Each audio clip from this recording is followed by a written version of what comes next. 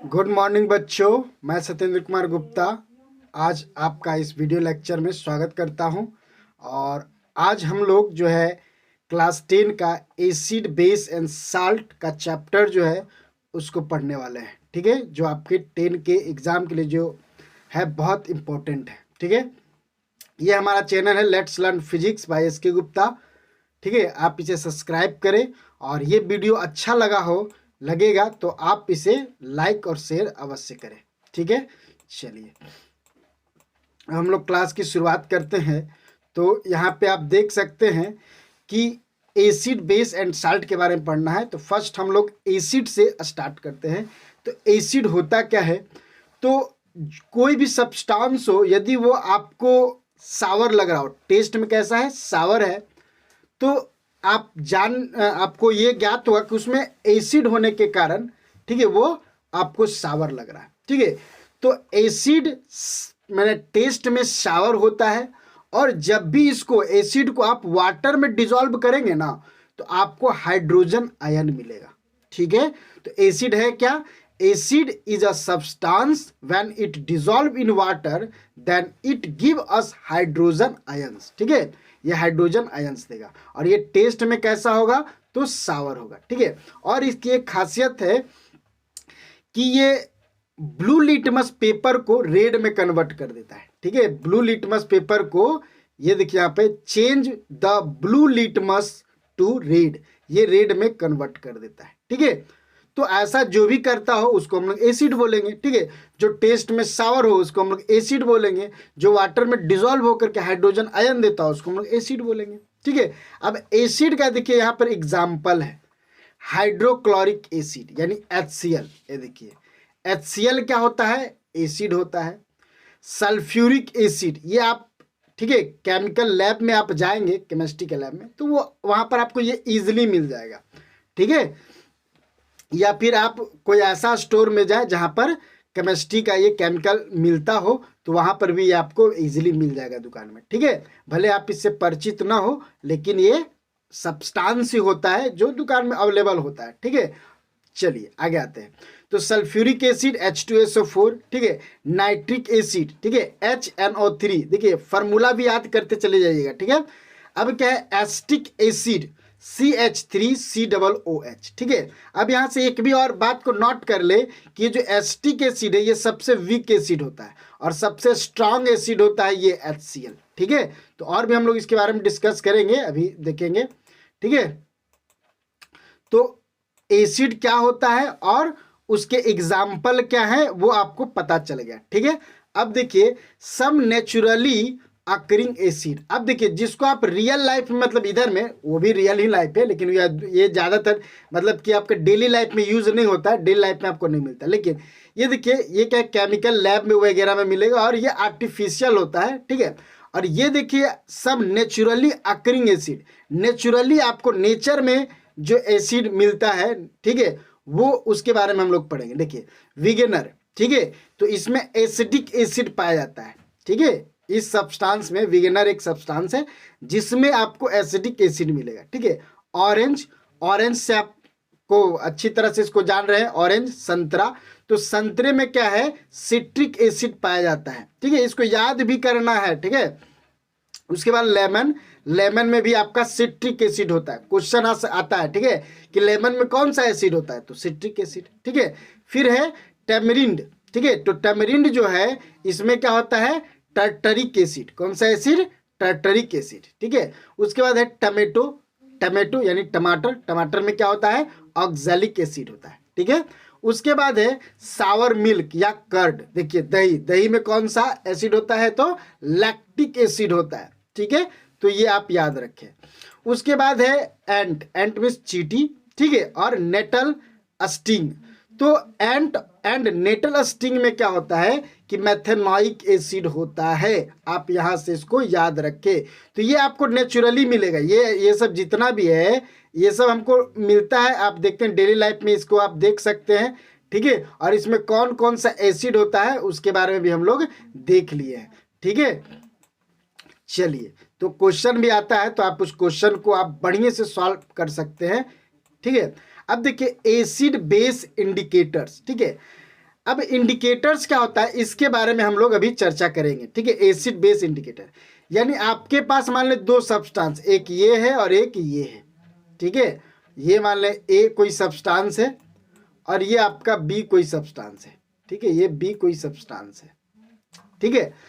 तो अब ये जो ए बी है ये कोई सब्सटेंस, कोई भी सब्सटेंस है। अब आपको ला करके हम दो ठो सब्सटेंस दे दिए और हम बताए, बोले कि बताओ बच्चों कि ये दोनों में से कौन एसिड है और कौन बेस है, ठीक है। तो आप कैसे पहचान करेंगे कि एसिड है और कौन बेस है, ठीक है। तो उसके लिए जो भी चीज आप यूज कीजिएगा इसको पता करने के लिए, उसी को हम लोग इंडिकेटर्स बोलते हैं, ठीक है। बात समझ आ रहा है, उसको हम लोग इंडिकेटर्स बोलते हैं, ठीक है। तो यहाँ पर देखिए इंडिकेटर्स करता क्या है, indicates the presence of N acid और बेस इन अ सॉल्यूशन, ठीक है। पहले तो सब्सटेंस को आप वाटर में डालेंगे और वाटर में उसको, यदि वो वाटर इसमें है तो ठीक है, और नहीं तो इसमें आप वाटर डालिएगा, ठीक है। क्योंकि एसिडिक या बेसिक बिहेवियर पता करने के लिए उसको एक्वा सॉल्यूशन यानी उसमें वाटर होना जरूरी है, ठीक है। तो वही सॉल्यूशन यहाँ पे लिखा हुआ है। तो अब देखिए यहाँ पर हम लोग पढ़ रहे हैं, देखिए अभी यहाँ से हम लोग पढ़ रहे हैं, देखिए तो लिटमस सॉल्यूशन, ठीक है, या लिटमस पेपर, ठीक है। इसको आप क्या कीजिएगा, वही जो सब्सटेंस हम बोले कि ये मान ले एक ये है और यहाँ पर एक और दूसरा सब्सटेंस यहाँ पर है, ठीक है। यहाँ पे ढेर से ये मतलब सब्सटेंस है इसमें, और इसमें भी कुछ सब्सटेंस है, इसमें भी, ठीक है, इसमें भी सब्सटेंस है। तो हम लोग क्या कर रहे हैं कि लिटमस पेपर इसमें डालेंगे, ठीक है। इसमें एक लिटमस पेपर डाले और वही लिटमस पेपर इसमें डाले, ठीक है। तो लिटमस पेपर करता क्या है कि उसका कलर चेंज कर देता है, ठीक है, कलर चेंज कर देता है। तो लिटमस पेपर को हम लोग एक इंडिकेटर्स के रूप में यूज कर सकते हैं। जैसे it is a natural indicator, it is a, ठीक है, purple day extraction from lichen. तो लिटमस आता कहाँ से, तो लीचेन के पौधे से आता है, ठीक है, लीचेन से, ठीक है। Other example are red cabbage, ठीक है, रेड कैबेज जो है ये रेड कैबेज एंड कलर, अभी और देखते हैं हम लोग यहाँ पे कलर्ड पेटल्स ऑफ पेटूनिया, ठीक है, ये हो गया। एंड टर्मेरिक, ये देखिए इससे आप हल्दी, टर्मेरिक, तो ये सब इंडिकेटर है, इससे आप पता कर सकते हैं कि कौन सा सब्सटेंस एसिड है या कौन सा सब्सटेंस बेस है, ठीक है। तो ये दोनों, तो जिससे आप पता करते हैं, जो आप सब्सटेंस यूज करके ये बता देते हैं, ठीक है, कि ये एसिड है क्या बेस है, तो उस सब्सटेंस को हम लोग क्या बोलते हैं, इंडिकेटर्स बोलते हैं, ठीक है। तो अब देखिए इसको कैसे हम लोग करते हैं, ये क्या करते हैं उसके बारे में भी और थोड़ा सा आगे पढ़ेंगे, ठीक है। चलिए अब यहाँ से देखते हैं और भी इंडिकेटर है, ऑल फैक्ट्री इंडिकेटर्स, ठीक है। तो show order changes in acidic और बेसिक मीडिया, ठीक है, मीडिया, ठीक है। तो इसमें जैसे ऑनियन है और क्लेव है, ठीक है। तो ये क्या करता है, स्मेल से, इसके ये जो है कि स्मेल से इसको हम लोग पता कर लेते हैं कि वो एसिड है या बेस है। बात समझ में आ रहा है। चलिए और आगे बढ़ते हैं, जैसे यहाँ पर भी हम लोग बता रहे, देखिए यहाँ पे अब देखिए जैसे कि indicate, name of the indicator, blue litmus paper, आप ब्लू लिटमस पेपर ले और उसको क्या करे, एसिड में डुबो दे, ठीक है, एसिड में डुबो दे तो वो रेड कलर का हो जाएगा। था ब्लू लिटमस लेकिन हो गया कैसा, रेड। तो हम लोग समझ जाते हैं कि ये एसिड है। और यदि उसमें डुबोए और नो चेंज, कोई चेंज नहीं हुआ, तो हम लोग कहेंगे कि वो सब्सटेंस क्या है, बेस है, ठीक है। अब फिर देखते हैं, यदि आपके पास रेड लिटमस सॉल्यूशन है, क्या है, रेड लिटमस सॉल्यूशन है। अब इसको आप यदि इस एसिड में डालते हैं तो इसमें कोई चेंजेस नहीं आएगा।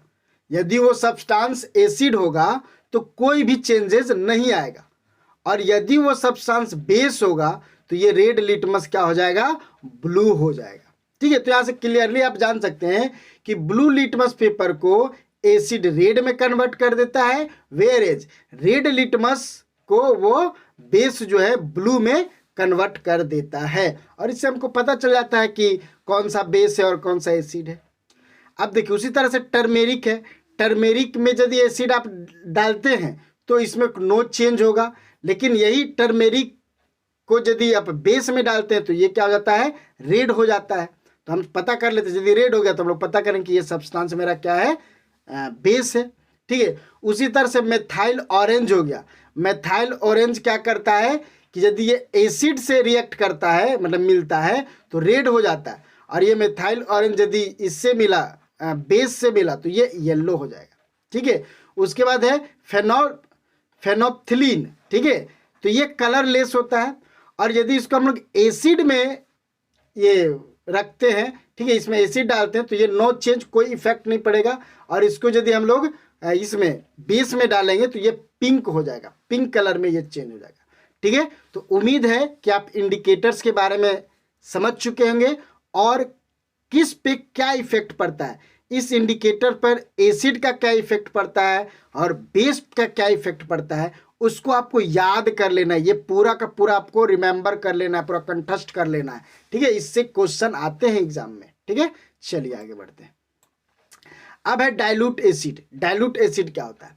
तो देखिए, एसिड में यदि वाटर की मात्रा ज़्यादा हो, ठीक है, एसिड में कोई एसिड है आपका, ये देखिए इस बोतल में मान लेते हैं, इस डब्बे में पूरा एसिड है, और इसमें एसिड में क्या है कि इसमें एसिड कम है वाटर ज़्यादा है, एसिड कम है वाटर ज़्यादा है, तो उसको हम लोग बोलते हैं डाइल्यूट एसिड। ठीक है, देखिए contains only a small amount of acid and a large amount of water. ठीक है, कॉल्ड डाइल्यूट एसिड। ठीक है, अब इसका उल्टा यहाँ पे कंसंट्रेटेड एसिड में, इसमें क्या होगा कि ज़्यादा अमाउंट में आपका एसिड होगा और कम अमाउंट में वाटर होगा। ठीक है, वाटर कम एसिड ज़्यादा। ठीक है, तो वैसे सॉल्यूशन को हम लोग कहते हैं क्या है? Concentrated acid. ठीक है, a concentrated acid contains a large amount of acid and a small amount of water. ठीक है, तो ये रहा कंसंट्रेटेड एसिड और डाइल्यूट एसिड के बारे में। चलिए अब आगे बढ़ते हैं हम लोग। तो यहाँ पे देखिए chemical properties of acid and base, ये बहुत इंपॉर्टेंट हो जाता है एग्जाम के व्यू से। ठीक है, कि chemical properties of acid and base. ठीक है, तो इसका केमिकल प्रॉपर्टीज के बारे में, तो पहले हम लोग एसिड के बारे में देख लेते हैं। ठीक है, तो एसिड जब भी एसिड मेटल से रिएक्शन करता है ना, देखिए यहाँ पर बताया जा रहा है यहाँ पे कि एसिड जो है मेटल से जब भी रिएक्शन करेगा ना तो सॉल्ट और हाइड्रोजन गैस देगा। कौन सा गैस देगा? हाइड्रोजन गैस देगा। ठीक है, अब देखिए इसका एग्जाम्पल यहाँ पे दिया गया है। HCl क्या था? आप देखिए तो ऊपर में एग्जाम्पल में कि HCl क्या है? एसिड है। HCl क्या है? एसिड है। और जिंक क्या है? मेटल है। ये जिंक क्या है? मेटल है। जब एसिड HCl जिंक से रिएक्शन करता है तो जिंक क्लोराइड और हाइड्रोजन गैस देता है। तो ये जो जिंक क्लोराइड है ना, ये जिंक क्लोराइड ये क्या है? सॉल्ट है, और ये हाइड्रोजन गैस है। ठीक है, अब देखिए यहाँ पर फिर HNO3, इसको हम लोग क्या बोलते हैं? Nitric acid. ठीक है, ये नाइट्रिक एसिड है। तो नाइट्रिक एसिड यदि जिंक से रिएक्शन करेगा तो जिंक NO3 देगा। ठीक है, और हाइड्रोजन गैस देगा। ठीक है, तो ये भी यहाँ पर क्या है? सॉल्ट है। ये याद रखिए, ये एग्जाम्पल याद रखिए, एग्जाम में पूछता है। ठीक है, बहुत इंपॉर्टेंट हो जाता है। फिर ये देखिए आप सल्फ्यूरिक एसिड H2SO4। ठीक है, और ये भी जिंक से रिएक्शन, क्या वैसा नहीं कि बार बार जिंक से ही रिएक्शन, एक एग्जाम्पल दिया गया है। ठीक है, ये आयरन वगैरह से भी मेटल से रिएक्शन करेगा, कोई भी मेटल है उससे रिएक्शन करेगा। ठीक है, तो सल्फ्यूरिक एसिड जो है जिंक से रिएक्शन किया और फिर जिंक सल्फेट और हाइड्रोजन गैस। ठीक है, फिर यहाँ पर आप देखते हैं कि ये कार्बोजेलिक एसिड है। ठीक है, CH3COOH, और ये भी जिंक से रिएक्शन करेगा तो यहाँ पे देखिए सॉल्ट और हाइड्रोजन गैस दे रहा है। ठीक है, तो यहाँ से एक केमिकल प्रॉपर्टीज आप कंफर्म कर ले कि एसिड जो है मेटल से रिएक्शन करके क्या देता है? सॉल्ट और हाइड्रोजन गैस देता है। ठीक है, चलिए हम लोग आगे बढ़ते हैं। अब जो है ये देखिए ये पॉप टेस्ट, ये पॉप टेस्ट क्या है इसके बारे में जानते हैं। ठीक है, तो बच्चों पॉप टेस्ट होता क्या है कि इससे देख रहे हैं जब भी एसिड मेटल से रिएक्शन करता है तो क्या दे रहा है? हाइड्रोजन गैस दे रहा है। तो ये हाइड्रोजन गैस है, इसकी हमको जानकारी कैसे मिलती है, कैसे आप आइडेंटिफाई करेंगे? ठीक है, कि दिस इज हाइड्रोजन गैस। तो to identify it you use pop test. Pop test का आप यूज करेंगे। ठीक है, तो होता क्या है कि देखिए हम यहां पर बता रहे हैं पॉप टेस्ट होता क्या है कि हाइड्रोजन गैस जब भी यहां से देखिए, मान लें यहां पर देखिए ये हाइड्रोजन गैस का बबल्स निकल रहा है। ठीक है, तो इसमें हम जिंक डाले हुए हैं। ठीक है, और ये क्या है? Sulphuric acid, dilute sulphuric acid है, इसमें HCl है, सल्फ्यूरिक एसिड है, और उसमें हम लोग जिंक का टुकड़ा डाले हुए हैं। तो अब रिएक्शन होकर के यहाँ से हाइड्रोजन गैस निकला, और हाइड्रोजन गैस निकल करके ये देखिए यहाँ पे आया, और यहाँ पर क्या है, सॉफ्ट सोल्यूशन है, ये क्या है, सॉफ्ट सोल्यूशन। तो जैसे ही ये हाइड्रोजन गैस सॉफ्ट सोल्यूशन में जाता है ना, तो ये बुलबुला छोड़ता है, इस तरह से बुलबुला छोड़ता है, ठीक है, बबल्स, ठीक है, ये सॉफ्ट बबल है, ठीक है। तो ये बबल्स जब इसको मोमबत्ती, जलती हुई मोमबत्ती यानी कैंडल जो है, ये जलती हुई कैंडल के सामने लाते हैं, तो ये पॉप पॉप पॉप की आवाज में फूटता है, ठीक है। तो हम यहां से कंफर्म कर लेते हैं कि ये जरूर हाइड्रोजन गैस होगा, क्योंकि हाइड्रोजन गैस ही ऐसा करता है, पॉप पॉप की आवाज के साथ फूटना, ठीक है, और जलना, वो क्या है, हाइड्रोजन गैस ही करता है, दूसरा गैस ऐसा नहीं करता है। तो यहां से हम लोग क्या करते हैं कि आइडेंटिफाई कर लेते हैं कि ये हाइड्रोजन गैस है, ठीक है। चलिए अब यहां आते हैं हम लोग, और ठीक है, तो वही बोल रहा है कि when a burning candle is brought near a test tube containing hydrogen gas, it burns with a pop sound. This test is conducted for examining the presence of hydrogen gas.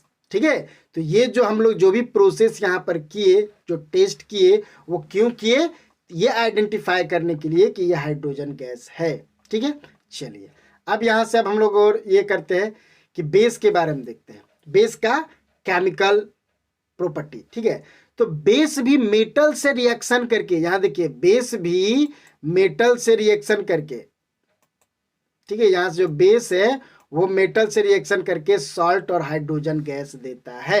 Acid तो देता ही है, base भी metal से reaction करता है, ठीक है, base भी मेटल से रिएक्शन करता है। तो देखिए ये आपका बेस है सोडियम हाइड्रोक्साइड, ये क्या है, बेस है, और बेस क्या है, जिंक से रिएक्शन कर गया, और जिंक के रिएक्शन करके सोडियम जिंकेट दिया है, ठीक है, ये सॉल्ट है और ये हाइड्रोजन गैस है, ठीक है। अच्छा यहाँ नोट देने की, मैंने ध्यान देने का बात है, नोट कर ले यहाँ पे कि such reaction are not possible with all the metals, ठीक है, ये रिएक्शन सभी मेटल के साथ नहीं होता है, गिने चुने मेटल के साथ होता है, जैसे जिंक, ठीक है, तो ये सब मेटल के साथ नहीं होता है, ठीक है। तो ये आप नोट कर ले, ठीक है, यहाँ याद कर ले, ठीक है। चलिए तो बेस जो है सभी मेटल के साथ रिएक्शन नहीं करता, ठीक है।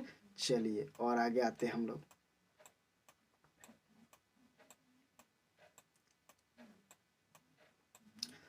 अब यहां पर आप देखें कि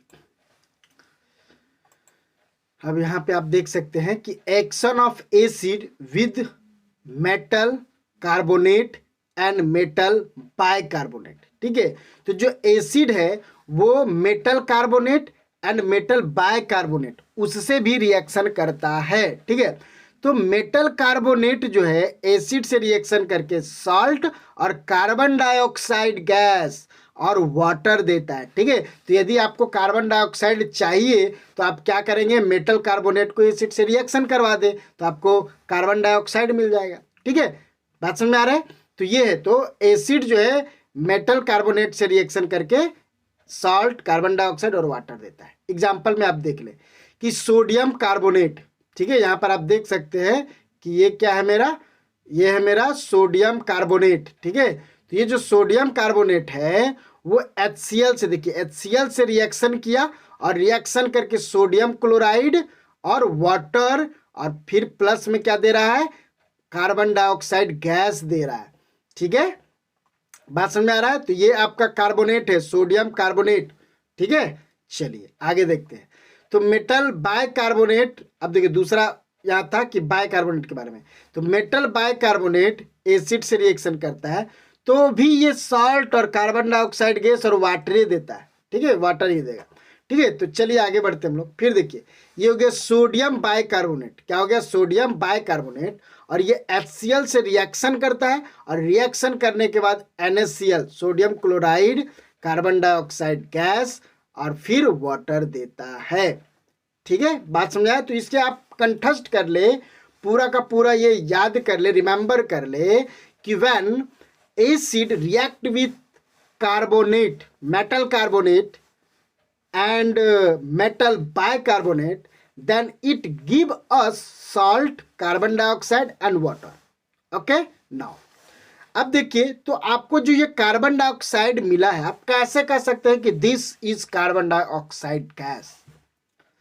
तो to identify that this is carbon dioxide gas we use a test. ठीक है, एक टेस्ट का हम लोग यूज करते हैं।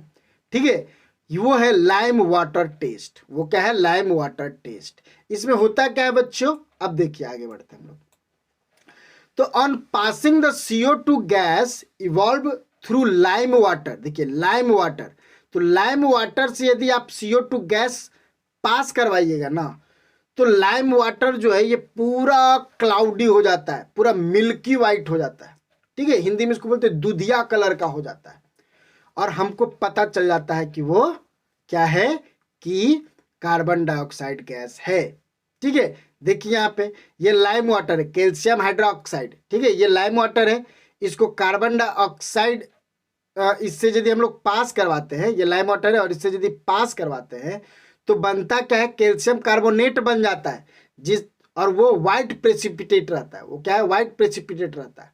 ठीक है, और वो हमको यही कैल्शियम कार्बोनेट बनने के कारण वो हमको व्हाइट दिखाई देता है पूरा।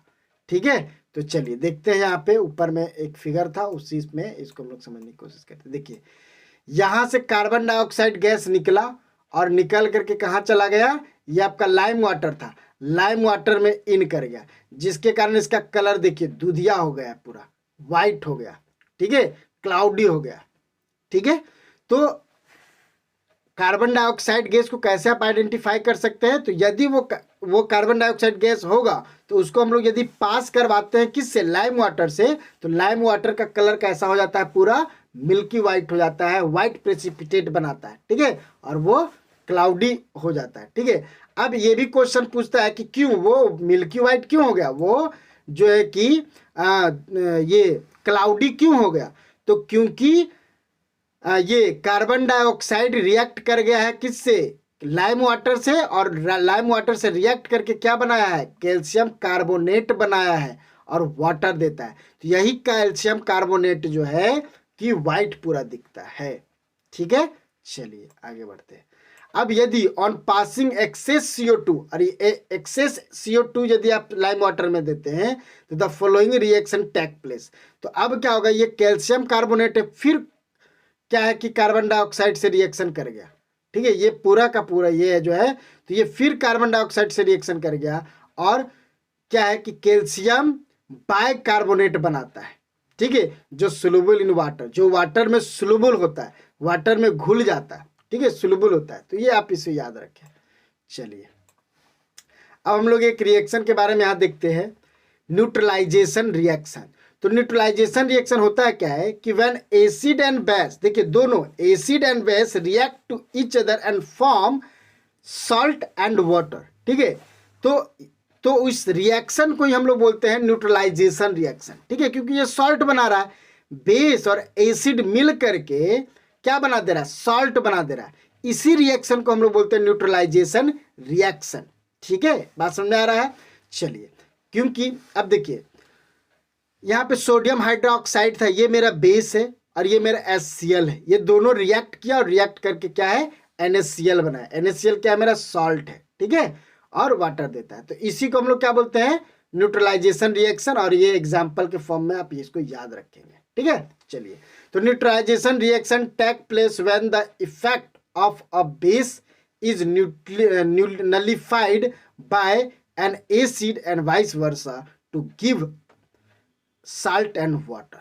ठीक है, ये आप सिंपली बोल सकते हैं कि when base and acid react to each other and form salt and water, this reaction known as neutralization reaction। ठीक है, चलिए अब और आगे हम लोग बढ़ते हैं। देखिए, reaction of metal oxides with acids. ठीक है, तो जो मेटल ऑक्साइड है ना, मेटल ऑक्साइड वो एसिड से रिएक्शन कर जाता है। ठीक है, ये इसकी केमिकल प्रॉपर्टी है एसिड की। ठीक है, तो यहाँ पर मेटल ऑक्साइड से भी एसिड किससे रिएक्शन करता है? तो मेटल ऑक्साइड से, मेटल से तो रिएक्शन, तो ऊपर में देखे कि ये मेटल से भी रिएक्शन करता है और मेटल ऑक्साइड से भी रिएक्शन करता है। ठीक है, तो मेटल ऑक्साइड प्लस एसिड क्या देगा? सॉल्ट एंड वाटर देगा। ठीक है। तो यहाँ पर आप देखिए ये मेटल ऑक्साइड है, देखिए कॉपर ये मेटल हो गया, उसमें ऑक्सीजन जुड़ा हुआ है, तो मेटल ऑक्साइड हो गया, ये क्या हो गया मेटल ऑक्साइड, ठीक है। अब ये मेटल ऑक्साइड HCl से जब रिएक्शन करेगा तो आपको क्या है सॉल्ट देगा, देखिए कॉपर क्लोराइड, कॉपर क्लोराइड जो कि एक सॉल्ट है और क्या दे रहा है वाटर दे रहा है, ठीक है, ये याद रखें। चलिए not appearance of blue green colour of the solution, ठीक है, सॉल्यूशन का जो कलर है वो ग्रीन ब्लू हो जाता है because of formation of copper chloride, तो कॉपर क्लोराइड के कारण, ठीक है, इसका कलर कैसा हो जाता है ब्लू ग्रीन कलर, ठीक है। तो ये देखिए कलर, ये वाला भी नॉट जो दिया गया वो बहुत इंपॉर्टेंट होता है, याद कर लीजिएगा, ये आता ही है, ठीक है। कंपटीशन वगैरह में यदि पॉलिटेक्निक वगैरह दीजिएगा तो उसमें भी आएगा, और यहाँ तो 9 जो 10 है तो उसमें तो आएगा ही, ठीक है। अब देखिए मेटेलिक ऑक्साइड, ये भी याद रखिए कि जो मेटेलिक ऑक्साइड है, जो कॉपर ऑक्साइड है, ये क्या है मेटेलिक ऑक्साइड है, तो metallic oxide are said to be basic oxide, इसको बेसिक ऑक्साइड बोला जाता है because they give salt and water और रिएक्टिंग विद एसिड, ठीक है, ये एसिड से रिएक्शन करता है, ठीक है, इसीलिए हम लोग इसको क्या कहते हैं कि बेसिक ऑक्साइड कहते हैं, ठीक है। और इसका जो नेचर है ना, ये जो मेटेलिक ऑक्साइड का नेचर वो बेसिक टाइप का होता है, ठीक है, ये बेसिक होता है, ठीक है, इसीलिए HCl से ये एसिड से रिएक्शन करके सॉल्ट दे रहा है, ठीक है। तो आप ध्यान रखेंगे कि मेटेलिक ऑक्साइड जो है मेटल ऑक्साइड, उसका नेचर कैसा होता है तो बेसिक होता है, नेचर में कैसा होता है बेसिक होता है, ठीक है, एसिडिक नहीं होता है, बेसिक होता है, ये याद रखें। चलिए और हम लोग आगे बढ़ते हैं। अब जैसे आप यहां देखिए रिएक्शन ऑफ नॉन मेटेलिक, अब देखिए non metallic oxide with base, ठीक है, तो यहां पर देखिए नॉन मेटेलिक ऑक्साइड जो है बेस से रिएक्शन करके ये भी सॉल्ट देता है, ठीक है। तो यहां पर देखिए ये में आपका क्या है, ये आपका है, ये आपका बेस हो गया, ठीक है, और ये आपका क्या हो गया कार्बन डाइऑक्साइड, तो कार्बन तो हो गया आपका नॉन मेटल और उसमें ऑक्सीजन जुड़ा हुआ, तो ये नॉन मेटेलिक ऑक्साइड हो गया, ये नॉन मेटेलिक ऑक्साइड हो गया। तो जब भी नॉन मेटेलिक ऑक्साइड रिएक्शन करेगा किससे बेस से, तो यहाँ पर कैल्शियम कार्बोनेट सॉल्ट देगा और वाटर देगा, ठीक है। यानी यहां से आपको क्या पता चलता है कि जो नॉन मेटेलिक ऑक्साइड है उसका नेचर कैसा होता है एसिडिक होता है, वहां पे क्या था मेटेलिक ऑक्साइड था और उसका नेचर बेसिक होता था, और हाँ, और इसका क्या है एसिडिक होगा, ठीक है, तभी तो ये बेस से रिएक्शन कर रहा है। यानी CO2 क्या है नेचर में कैसा होता है तो बेसिक होता है, सॉरी हाँ एसिडिक होता है, ये क्या होता है एसिडिक होता है, तो ये आप याद रखें, ठीक है। चलिए और आगे बढ़ते हैं। अब यहां से हम लोग कुछ ये देखते हैं कि non metallic oxide are said to be acidic in nature because on reacting with a base they produce salt and water, तो इसमें ये हम लोग पढ़ चुके ऊपर में all acidic solution conduct electricity, यहां से आप याद रखें तो जितना भी एसिडिक सॉल्यूशन है, ठीक है, कोई सॉल्यूशन है उसमें यदि एसिड है तो वो इलेक्ट्रिसिटी का कंडक्ट करेगा, इलेक्ट्रिसिटी को कंडक्ट करेगा, ये याद रखें, ठीक है, इलेक्ट्रिसिटी को कंडक्ट करेगा, ठीक है। यहां पर देखिए glowing of bulb indicates that there is a flow of electric current through the solution, ठीक है। अब देखिए होता क्या है कि आप यहाँ पे इस तरह से इस रखे और इसमें आप एसिड डाल दिए, ये एसिड है, ठीक है, और यहाँ से एक वायर, देखिए वायर को हमने क्या किया इसमें जोड़ा भी नहीं है, और दूसरा वायर देखिए यहाँ पर है, ये देखिए दूसरा वायर है, और यहाँ पर मान लेते हैं यहाँ पर हम लोग एक बल्ब लगा देते हैं, ये देखिए एक बल्ब है, यहाँ पर एक बल्ब है, ये देखिए ये एक बल्ब है, और इसको जब बल्ब से हम लोग, और यहाँ पे क्या है यहाँ पे देखिए इसको तो जोड़ दिए यहाँ पे, और इसमें क्या करते हैं हम लोग एक बैटरी, पहले एक बैटरी लगाएंगे, ठीक है, और एक बैटरी लगा करके उसके बाद इसको बल्ब से जोड़ेंगे।